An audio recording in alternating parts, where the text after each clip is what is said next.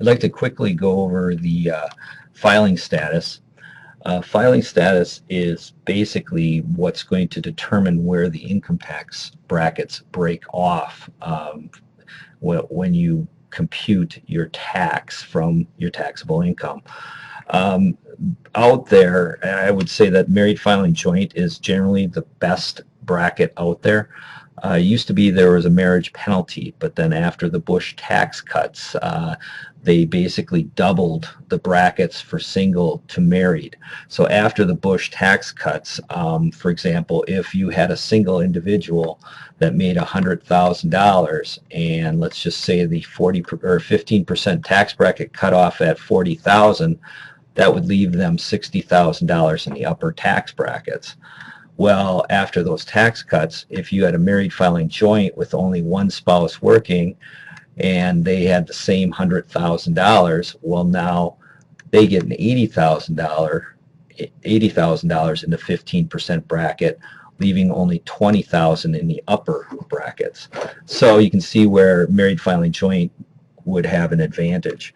And that's why when I rate tax brackets, I would say that married filing joint is number one, followed by head of household, number two. Head of household is basically a single parent. You'll see it with a single parent and a couple kids or a child living in the house. And it's kind of a blend between the single and the married filing joint.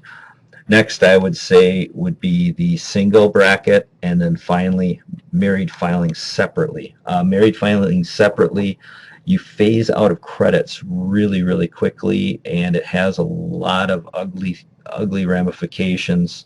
You fly through the tax brackets quickly, and one of the downfalls is if one of the spouses itemizes, the other spouse has to itemize. Therefore, say the wife is working and she pays the real estate taxes, mortgage interest, and everything, that would leave the husband with no deductions, and therefore she would itemize and she would have mortgage interest, real estate taxes, charitable contributions, and he would have to itemize and he might have nothing.